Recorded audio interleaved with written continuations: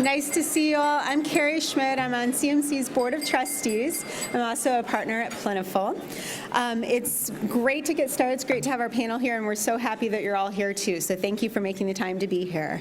So today, we are pleased to present the annual State of Nonprofits, and our focus is on the state of the board.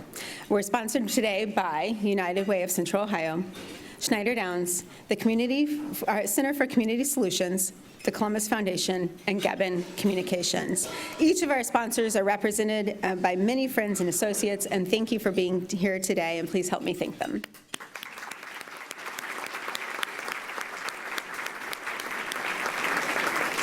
All right, now please help me welcome Danielle Tong, Community Research and Grants Officer at the Columbus Foundation, to the stage, and she'll introduce our forum. Danielle.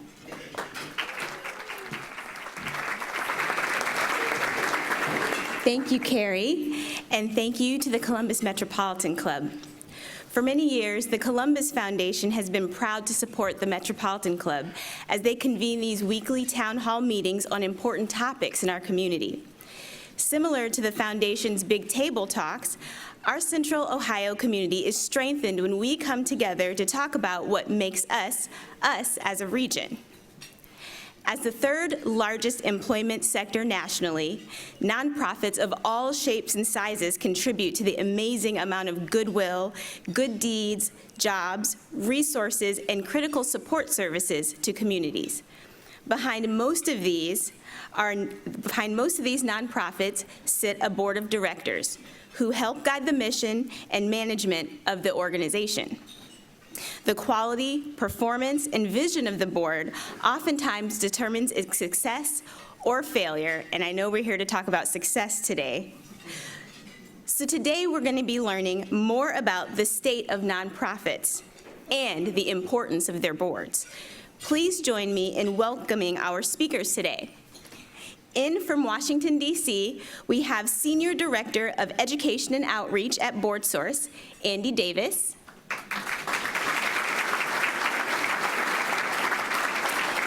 We have founder and CEO of Mollard Consulting, Kerri Mollard.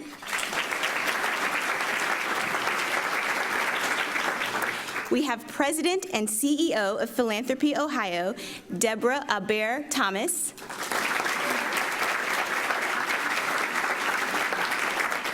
And our host today is Vice President and Managing Principal, Design Director, Buildings and Places, Columbus, AECOM, Michael Bongiorno.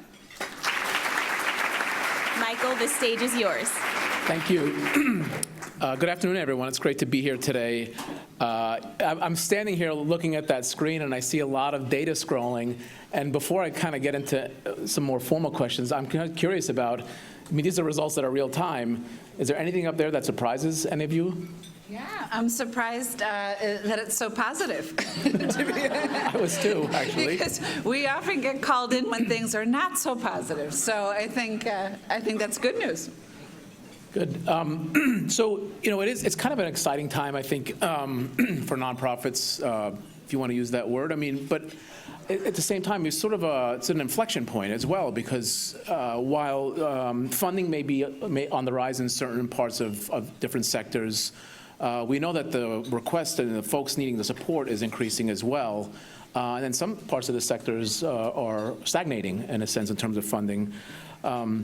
Diversity, equity, and inclusion may be a conversation that is being entertained in certain corners, but the sort of changes are so incremental that you wonder if anything's happening at all sometimes. And I think the capacity of staff, when you think about organizations and their bandwidth, is being taxed. At one of the high points in this country's economy, in history, we're still being asked to do a lot more with a lot less.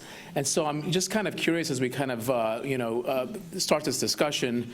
and we think about, boards. Kerri, I know that we're working together with GCAC on some strategy. In fact, tomorrow we have a retreat. We're trying to keep things interesting this week. What is the real role of boards and board members within light of all of those topics? Well, I think, Michael, you touched on resources, right? So we know that Central Ohio is going to grow by another 1 million people in the next 30 years. That's a really good thing. That also means, how taxed is our nonprofit sector going to be? We've been talking about what does that mean in terms of affordable housing, what does that mean in terms of public transportation and the roads, but what about food pantries? What about early learning centers? What about theaters and the arts? What about all the nonprofit sector is so fascinating to me and to our team, because when you think about American life, the nonprofit sector is inextricably woven, right, within the sector. And in the course of our day, we are touched by nonprofits from morning, noon, and night. It is the bedrock of American society. So when we think about population growth, what is that also going to mean to the nonprofit sector? And is that resource? And Michael, you touched on that taxing. The nonprofit sector, the margins for most nonprofits are razor thin. So what are we doing to undergird that and support that sector? And the board plays a tremendous role in that, not only in terms of ensuring enough financial resources so that nonprofits can fulfill their mission, but the role of the board in how it supports a CEO and how it works with the staff, because the job is hard. Balancing a budget and meeting the demands of human service organizations and the mission and all the demands that are placed on a nonprofit, it's hard. And so that role of the board, is that board also a partner to that chief executive and to the staff so that they feel supported and that they don't feel taxed internally as well? Thank you. Yeah, so when we talk about where we are as nonprofits today, and we look into the future about where we're going to be, I used to think, not even used to, very, very recently, I was committed to this idea that when we talk about a board member's obligations of their duties of loyalty, care, and obedience, that those legal obligations were obligations to the organization.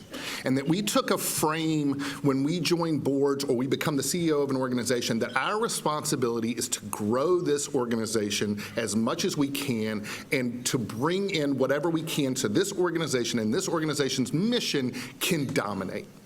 And we've taken that from the public sector or the private sector, and we've taken that exact same mind frame to the nonprofit sector. And looking at where we are in our country today, I am more convinced that perhaps those legal duties aren't to our organizations themselves. Of course, we have to be good stewards of the organizations that we serve, but perhaps those obligations are to our communities instead, and to stop thinking about our organizations in terms of our own missions, but instead think about core purposes. And so when we move forward, having board members thinking about power in a different way, giving away power, sharing power, seeing in the community where our influence can help other organizations solve our core problems, instead of just thinking of ourselves as growing our missions, we would be able to move forward in a lot better manner. Just one tiny story. When I was like 20 years old, we had this hurricane hit. I'm from North Carolina. We had this hurricane hit my hometown, and I remember a ton of money. Folks were extremely generous to the nonprofits in the community, and they kind of got set aside in this trust. It was about $10 million, and for a town of my size, about 40,000 people, a third of which was underwater, that was an extremely large amount of money. My father was the executive director of the homeless shelter, and he went to a meeting, and there was two sisters from the local Catholic church who he got there late. He thought the meeting started at 9, it started at 8:30, whatever it was. But when he walked in, they were having conversations about, Dan's not here, let's take his money and we'll split it amongst the rest of us. And that is the paradigm. Yeah, that's the paradigm that we've seen nonprofits through, though. We'll take our resources and and you know what? those two sisters were doing what was best for their organization. But instead, I think we are moving to a time where we're starting to see it a little bit differently and thinking more about our community and how we grow and help our community and take our own organizations as a part of that, not the sole purpose for our service. You know, that's interesting, because when you think about our community growing the way Kerri mentioned, and thinking about that shift really being about community and purpose and less about the organization, we have to think, well, how is the community going to be changing with that growth? We already know that there are issues around diversity, equity, and inclusion, and that's only going to grow. So we have to think about how can we, as board members and also those who manage our boards and engage our boards, how do we help our board members lean into those conversations around diversity, equity, and inclusion, and thinking about how do we step back from what is our personal perspectives, but also be open to having some personal transformation around the learning that we can do. So at Philanthropy Ohio, we've actually seen at our members across the state, not only our staff of those member funding organizations, but also some of their board members begin to lean into those conversations. We did a series called Putting Racism on the Table in Cleveland, Cincinnati, and also here in Columbus. And we had two cohorts where we had CEOs along with trustees and donors, and then we also had program and other staff together to really to look at these issues around structural racism, mass incarceration, implicit bias, and even white privilege, right? And we've had some reflections from some of those board members to say, well, you know, this was not an easy conversation for me to have, but they came out on the other side, so grateful that they had it. And so how do we hold some accountability to our boards around just the learning that needs to happen so that we can then understand what impact we can have in the community? Deborah, you know, it's interesting that you, as part of your work, you're part of it. You lead an organization that works with many organizations across the state of a lot of different types. And there was a word that Andy used that caught my attention. That was power. And so I'm kind of interested in the power dynamic, both in terms of the relationship between a board and its CEO, but also how power factors into this diversity, equity, and inclusion conversation. That's a very good question, and it does. And so, as I mentioned, part of that initial leaning in is thinking about what power and privilege do we all have? And we all have it, and some of it is earned, and some of it is just based on the way our society is set up. And thinking about what is that power, and how can I sometimes joke to my 8-year-old daughter, she has executive leadership skills, and we just have to channel it for good. So how can we channel our privilege and our power for good and for the good of others? There's a resource that we've used from the National Center for Responsive Philanthropy called Power Moves, and there's all kinds, it's for philanthropy, but I think there's a lot to learn there around wielding power, building power, and then sharing power, and what does that look like? And for some, that can be uncomfortable even in philanthropy to think, you know, well, we've got the power to make these decisions where the funding goes. What does it look like to share that power with community and help community help us decide where the funding will go? I think it's a really important question for you to take back to the board table. Have a conversation with your organization, right? Where in your organization, where does the power lie? Do you have a chief executive that's very dominant and a lot of the power rests with that chief executive? Is that person driving the organization forward? Do you have a really dominant board and are they driving the organization forward and the chief executive's just kind of like trying to catch up, like what do you need, what else, right? Or is it more of a symbiotic, you know, ebb and flow? It's kind of like work-life balance, right? You're never really going to get to parity. It's going to ebb and flow. But where does that power, is it a major donor that's driving the organization forward and you're kind of chasing because that major donor has a vision? So where does that power lie in your organization? And have a really honest conversation about that. BoardSource uses the phrase constructive partnership. There should be a constructive partnership between the chief executive and the board. And that means parity. And so where are you in that paradigm at your organization? Just to tie both of these conversations, the constructive partnership piece with diversity, inclusion, and equity, and having that conversation. We have seen organizations over the last 5, 6, 7 years, and philanthropy has really gotten on board with conversations, particularly around race equity. But what we have seen is staff at nonprofit organizations are really pushing their leadership to move forward in this area. They want to change the way the board looks. They want to change the conversations that are happening in the boardroom, and they want to have a different oversight mechanism than the one we have traditionally had in this country for the last 200 years. So what is happening, though, is that CEOs are being put in a really tight spot. So they are with their staffs, they are trying to make these changes happen, and they are getting pushed back from their board. Their board is doing things the way they've always done them. We had a conversation the other night about history and habits in organizations, and I think history and habits at your nonprofit are the biggest driver of how you operate today. And we are so reluctant to change. We are so risk averse. And then our CEOs are trying to make change happen because their staff is pushing them that way and their board is pushing back the other way. So one of the things that we're thinking about and working on for the next year or 5 years or 10 years is how to get CEOs to be better equipped to have those conversations with their boards. We also know that boards are old and boards are white. As a matter of fact, our last Leading with Intent survey showed that boards are whiter today than they were 25 years ago even. As our demographics have shifted dramatically in this country, boards have stayed white and they've gotten older. That's untenable. And so how do we start to think about what board composition looks like? How do we think about the communities we serve? And how do we think again about those core purposes?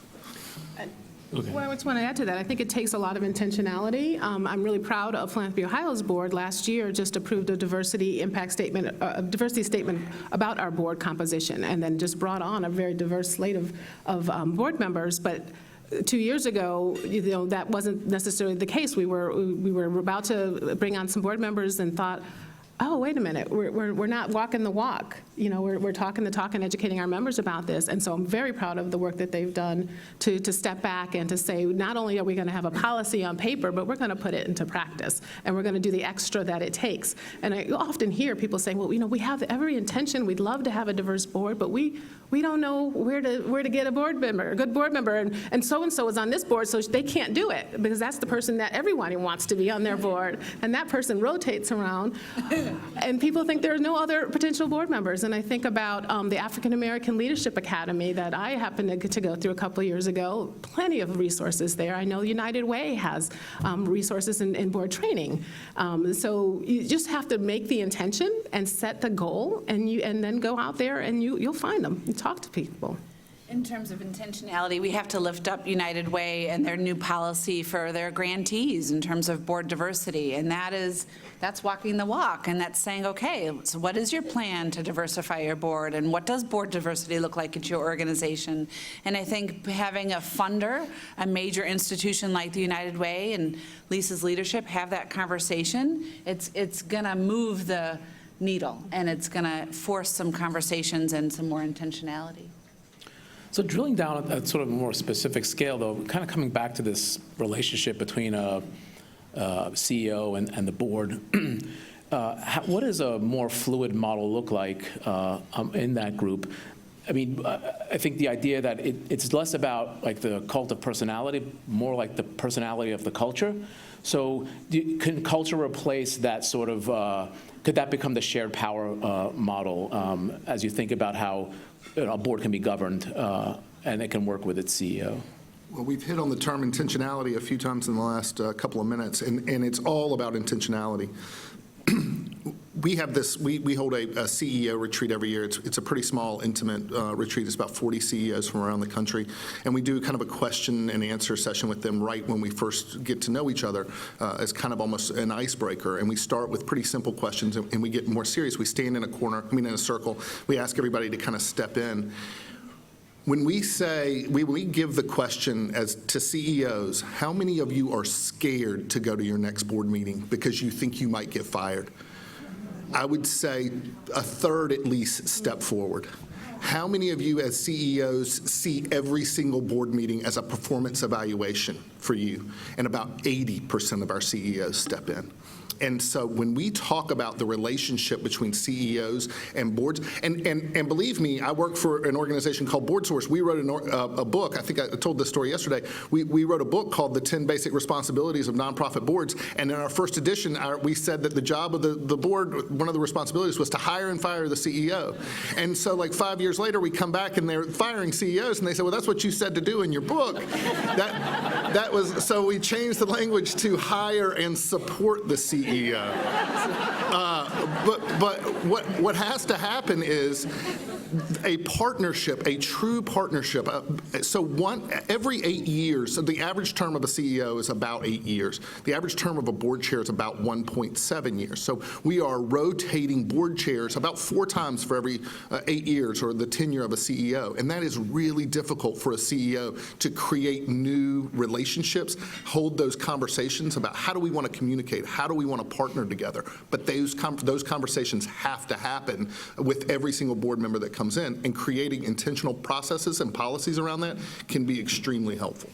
The scary thing about what you just said to me was that kind of living in fear model limits innovation. And if you add that to the orthodoxies of the board, you have a recipe for stagnation, which is the opposite of what you need when it comes to dealing with the sort of, the wicked problems of the world today.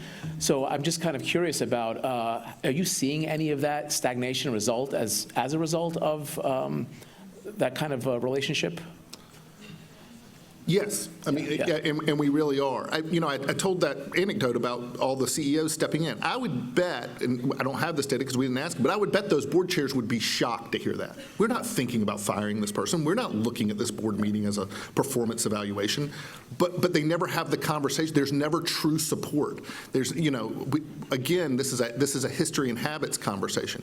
I am the board chair the way the board chair before me operated, and the way the board chair before that person operated. So we're just going to continue down this exact same path. And the CEO, we are going to give them the ability to set the strategy for the organization, even though that's the board's responsibility or part of it. And then we'll let them know what we like and we don't like. And so this conversation about partnership and changing the dynamics is just incredibly important. Or the new board chair comes in and says, on my watch, we're going to do it this way. Or not on my watch, we're not going to, right? And then you get ego. And then you get someone who's coming in as a board chair who thinks that the authority of the board rests with them. But the authority to a board is given to the collective. No one single board member has the inherent authority to say yes, no, higher, lower, faster. No. The authority is given to the collective. The board chair is serving in a leadership role to steward that collective. But when you get those egos and, hey, now I'm board chair and we're going to do it my way, God help the CEO. It's really hard. I've said this a couple of times while we've been here, but the thing about board members is they want to be helpful. Yeah. Every person comes and serves on a board wants to do what's right. We just haven't set up practices and intentionality in a way that they know what they're supposed to be doing. They say, well, I'm an accountant in my day job. They must like me because I'm an accountant, so I'm going to come in here and I'm going to be an accountant. That's not why yes, those skills can be helpful in finance and audit committee meetings, but your job is not an implementer. It's governance, and there is a difference between governance and management. And I don't think we've done a good enough job setting up expectations for new board members about what their role actually is. We were talking about this stat, but about 80 to 85% of board meeting agendas are past focused.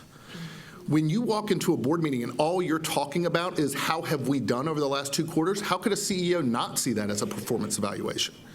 If we could flip that, and our job was strategy and generative questions and thinking about long-term sustainability and investment in the organization, that's how you can create partnership between the CEO and the board.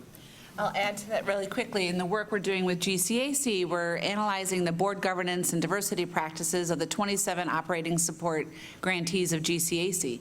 And we asked that very question. We asked the board chair and we asked the chief executive, what percentage of your board meetings are about the past, the present, and the future? and we wanted to see if the perception between the board chair and the chief executive was different. And it was fascinating, right? And there's no magic number, right? BoardSource isn't going to say 20% of your board meetings should be about X.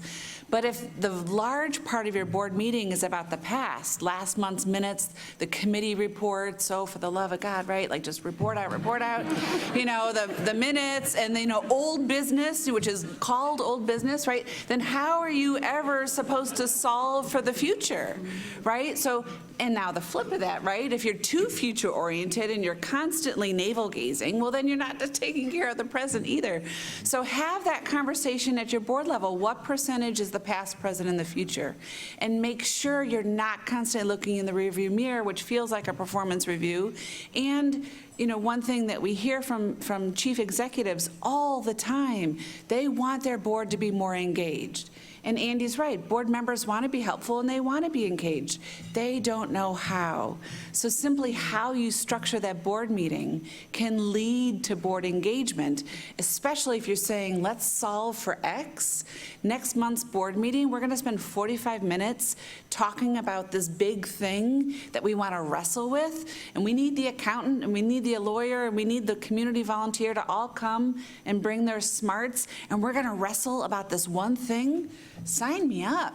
But like come and sit for 40 minutes on committee report outs, like, oh my God. Right. Let's talk about money. Yeah. How about that? Tom Katzenmeyer and I chair his board, and we have a very wonderful, ego-free relationship, right, Tom?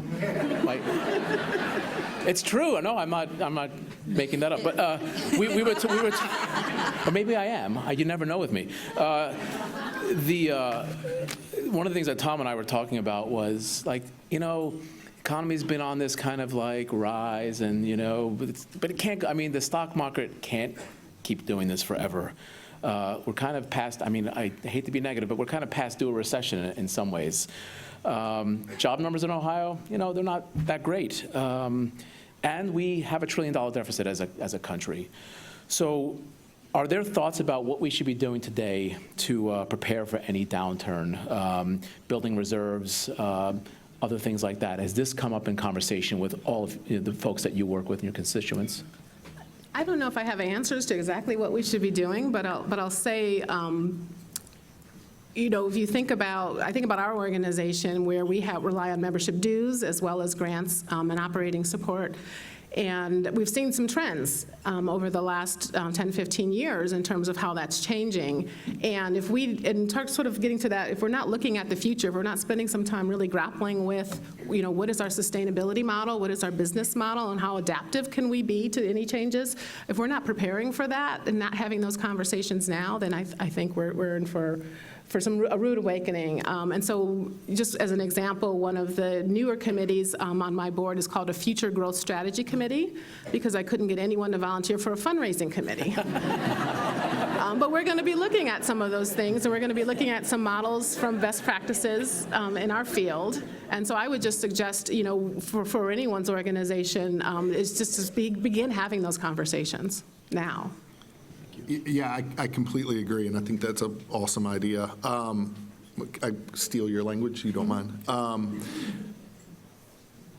There is this inherent tension between where we are financially as a country, the susceptibility for a recession or a downturn. Also, with tax laws changing, we know we are seeing huge shifts in personal giving and changes in foundation and corporate giving. But what we haven't done is communicated correctly about what fundraising actually means for an organization. And when we get into conversations about overhead and cost of raising a dollar, we are getting into a really dangerous territory where we are creating vulnerabilities for organizations. And so what we encourage folks, listen, I think cost of fundraising and overhead are important conversations. But they are not not measures of impact or efficiency for organizations. The only way you can measure impact is by measuring impact, not by looking at what your overhead is. And I am not, again, overhead is an important metric. I used this analogy yesterday, but it is like weight loss. If you looked at somebody and said you need to lose weight, well, that's important, but when you go to the doctor, we're doing a lot more testing to see what your actual health is. And we have we are very susceptible to starving ourselves to death because we are trying to reach a number that the media and the public has said, this is, if you want my dollars, then every dime I give needs to go to your mission.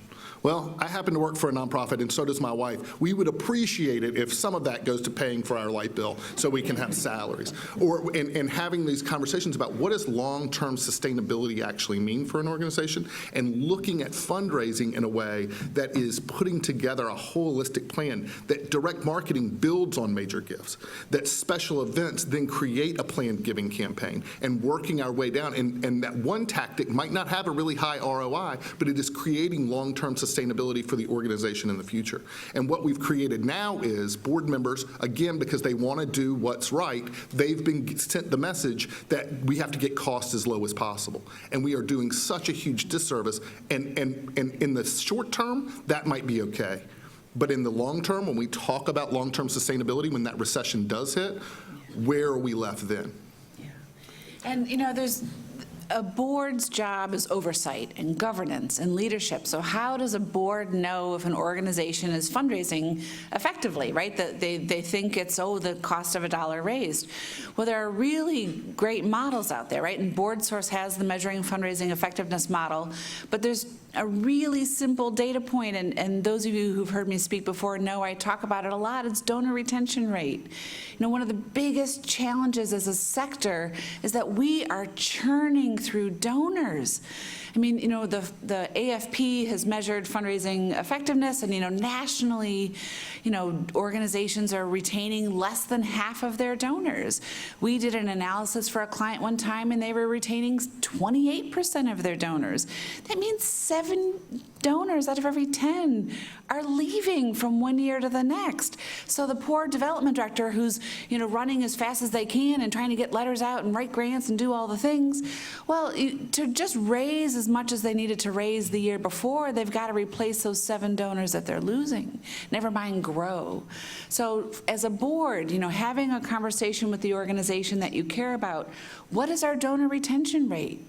And let that data point be a measure of the relationship with your donors and their loyalty to you. And then it's an indication of how effective your strategies are. And I'll tell you, if your organization's chasing dollars, if you're treating donors like an ATM, if all of your fundraising is very transactional, you're going to have a low donor retention rate. And that is exhausting to try to get ahead. So just like anything, it's about the relationship, not the transaction. Great. Right. Well, I'm going to pause here for a second. We're going to ask for some questions from the audience, but I've got actually some email questions. So if nobody stands up to ask questions in the audience, I've got like 10 questions I can ask you off of this email list. So I wasn't checking Facebook up here when I was looking at my phone. This question is, what significant changes, this is one that I thought was kind of interesting, what significant changes are you seeing in nonprofit collaboration? So I guess I'll take this one. We are seeing huge shifts, and I think that this is just the beginning around collaboration. We have a, I would encourage as a plug for BoardSource, but none of this is paid. It's all free. It's open source. We have a campaign called The Power of Possibility, and it is all around strategic alliances, nonprofit collaboration, and mergers. And we are seeing a lot of energy around organizations wanting to partner. That's the good news, that organizations are having these conversations. The bad news is that boards particularly are saying they're open to these conversations until they get in the room, and then are scared to death to give away any of that power. CEOs are scared of what it means for their legacy if they're not the CEO of the new organization or the new entity. And we have to do a better job of communicating what we're here, what our purpose is. When we sit in board meetings, so I'm sitting here right now, I guess this is my name, I'm Andy Davis, and on the back of it, it says, please remember to speak to the audience. When I have a board meeting, I put on the back of this the mission of our organization and our core purpose. And so when I have folks in our board meetings, I want them constantly looking at what our mission and our core purpose is, not what their thoughts are about how this is going to affect them personally. And so we are seeing more appetite around collaboration. We are seeing more organizations talk to each other. We are seeing more organizations actually program together, but we are seeing less movement when that push comes to shove. Time happens. But being in the room builds trust, and nothing happens when trust is not there. And so we're just continually pushing and urging folks to just get in the room with each other, get to know each other. That's not just true for mergers, but that's true with boards. Get in the room with each other before you start having board conversations so you know another board member's children's name, you know what they're doing on the weekends, you know how they spend their time, and you're a lot more likely to have those serious, deep conversations, and you're a lot less likely to be uncivil. I'd like to also address that. I think one of the things I'm really encouraged by that I've seen actually in other parts of the state is collaboration around, to circle back to racial equity, and seeing that while individually organizations can be addressing, whether it's internally on their board and their staff level, but also through their grant making and in the work they're doing in community, coming together. I think about Cincinnati has All in Cincinnati, where they're collectively looking at what is the culture around the issues that we're having around racial issues in our community, and how can we come together, because no one's going to be able to solve this. Those are huge problems, right? We've got 400 years of building up to where we are today with racial equity issues. No one organization is going to solve the problem, and unless organizations come together and collaborate on it, we're not even going to move an inch. And so I'm really excited that there are more and more organizations leaning into that together and figuring out what's the common learning that we can do together, so we're all talking about the same thing, because language is important. Because I say diversity, for what that means one thing to me and something else to someone else. When I say equity, what does that mean to you? It means something specific to me.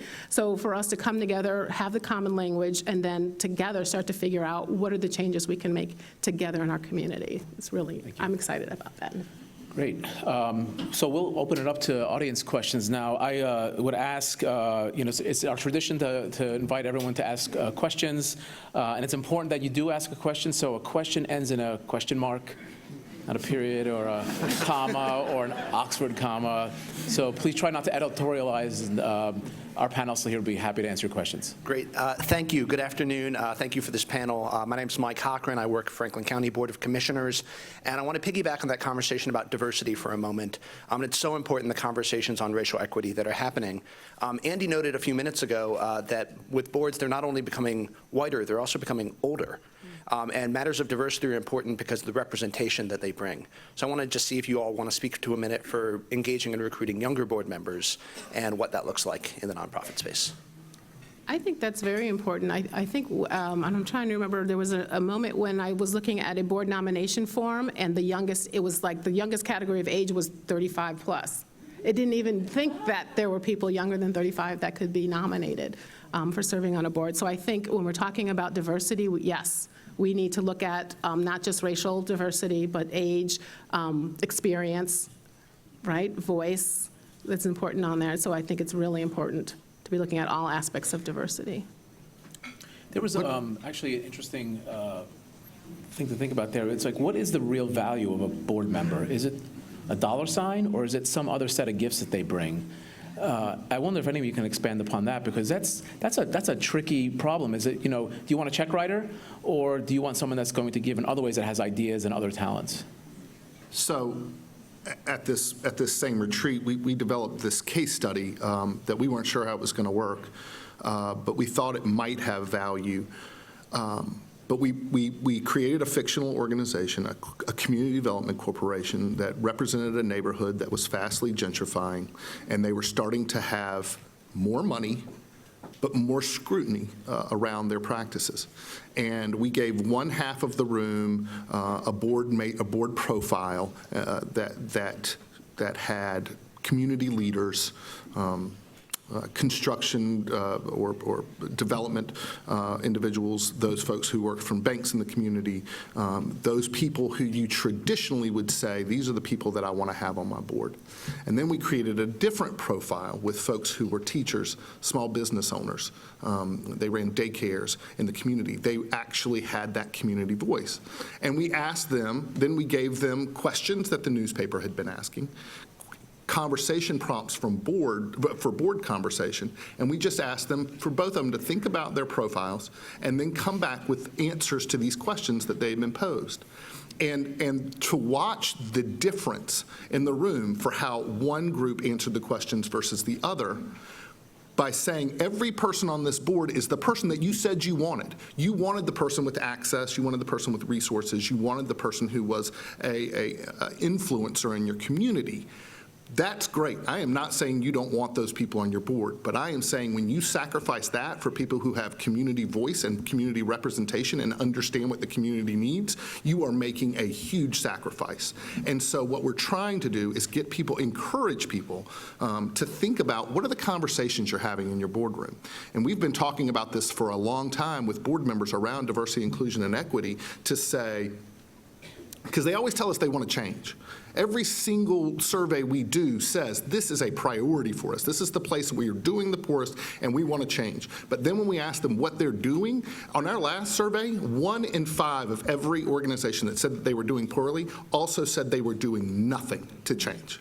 Nothing. And so those are problem areas. So going back to your specific question around younger board members, I'll say things like, how many people are millennials on your board? And you think that people think that millennials are 12-year-olds.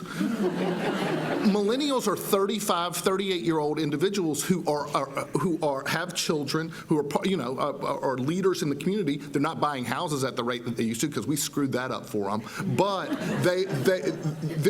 it is so weird to watch people say, we have a profile, we've built a profile of who we want on our board, and if you don't fit that profile, you're not in our you're not in our area. And we kind of had a conversation the other night about these amoebas of board members, and we all collectively we are all probably part of the big amoeba that just kind of move from board to board, and we just kind of change shifts and shapes, and we go from board to board, but then we say, we know somebody else in this room that would be a good board member, or somebody over there that would be a good board member, but we're not thinking outside of this room, and it can create some real blind spots for us. And I think with age, there's often an assumption on the fundraising or the give or get. Well, every board member has to write a $1,000 check. We can't possibly have someone of color or have someone who's 25. And right, we make these sweeping generalizations and assumptions about that. But age diversity is really important. Thank you. So intentionality was the answer. Yeah. Hi, good afternoon. My name is Todd Kleismit, and really want to thank the panel. Very thought-provoking. My question is very directly about a lot of nonprofits are grappling with membership, and I wondered if you could talk about the future as you see it as membership and emerging thinking and mindsets about nonprofit membership. Thanks. Well, I guess as a membership association that Philanthropy Ohio is, we also grapple with that. And we've seen a shift to a more transactional relationship that members are expecting, well, if I join you and I pay this, I should get X, where it used to be more of you're joining part of a community. So we're talking about, and my new Future Growth Strategy Committee will also talk about how do we get back to or get to a new culture around community, and that we are all in this together, that we are a field, and that some are able to do more than others, but it lifts the field. And lifts our field. I keep wanting to shift from saying lift the field to lift our field because we're all in it together. And so I think having to find sort of that, some of that relationship piece, but also community piece. You're a member of what? You're a member for, you're not a member for a transaction. You're a member because there are other people that you are members with. And how do you create that community? To what end? Yeah. Well, I got to put my spectacles on here. We have time for another question, so I was going to read another one that was interesting from the questions that were emailed.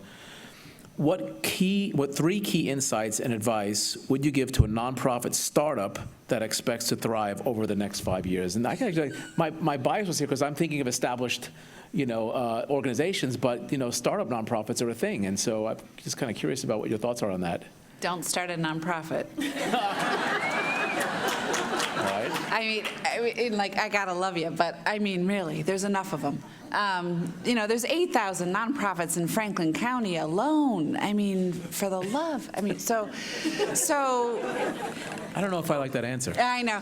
So we actually did a workshop called "Don't Start a Nonprofit, Really Don't," and a lot of people came, and it was really fun. But and we were dead serious about it, because what we find often, like, we'll get those calls, right? They're going to email Mollard Consulting and say, "Help me, I just started my nonprofit."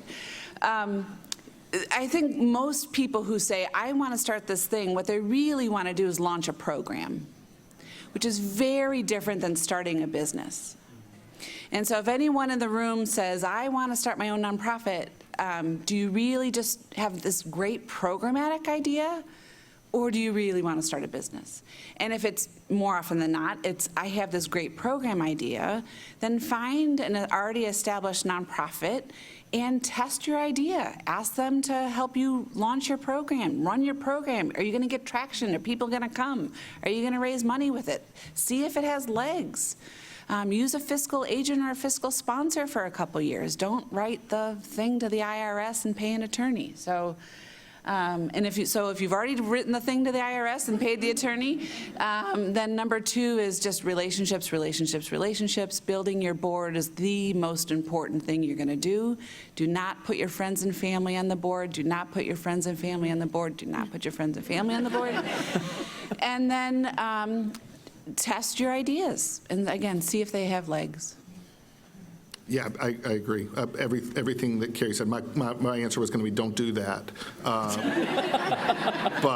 But somebody asked that question because this is something they're interested in or passionate about, or they're already started down that road. So my real answer would be, if you're seriously going to do this, do your research. What is the actual need? Who else is addressing that need? Where is your place to find where you can actually create impact? So research, resources. If you want to strive and thrive and strive over the next 5 years, create realistic expectations for yourself about where this organization can go and what it's meant, what its purpose is, and then relationships is my last piece as well. I guess the one thing that I would say, and this is, consider a social enterprise. Thinking about, future donors who are younger now, really are looking for different kinds of impact in community. So I would say, look at that model and consider a social enterprise. Well, in the spirit of Lieutenant Columbo, just one more thing. Is there any question that I haven't asked you that I should have?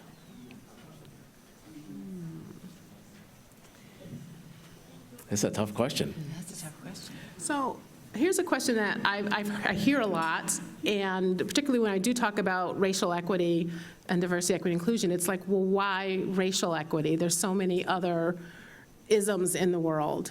And so I've grappled with that a lot through Philanthropy Ohio. I've grappled with that a lot. I'm on the board of the Women's Fund of Central Ohio, and so we're focused on gender. We do that great, and so we have just created a new committee on diversity, equity, and inclusion to look at the intersection of race with gender, and thinking about well, why race? And so if you allow me, and I did have this with me because I was thinking about it. Something that came from Local and Regional Government Alliance on Race and Equity. Despite progress in addressing explicit discrimination, racial inequities continue to be deep, pervasive, and persistent across the country. Institutions and structures have continued to create and perpetuate inequities despite the lack of explicit intention. Without intentional intervention, institutions and structures will continue to perpetuate racial inequities. We also know that there are other groups that are still marginalized, including based on gender, sexual orientation, ability, and age, to name but a few. Focusing on racial equity provides the opportunity to introduce a framework, the tools, and the resources that can also be applied to other areas of marginalization. And again, when you learn the history, 400 years from the beginning of the founding of our country that this has been baked in. If you start there, there's nothing, we can tackle that, we can tackle everything. Thank you. Thank you for that wonderful parting thought. I want to thank the panelists and invite Kerri back up. Bring us to a close. So I hope you found today's forum and discussion interesting, motivating, lots of good stuff to apply, so let's get on it. One last time, we'll thank our sponsors, United Way of Central Ohio, Schneider Downs, Center for Community Solutions, the Columbus Foundation, and Gavin Communication. And thanks to y'all, Andy Davis, Kerri Mollard, Deborah Aubert Thomas, and Michael Bongiorno. So with that, thank you. We're glad you're here. We look forward to seeing you again. Be nice to each other in the parking lot. All right, thanks.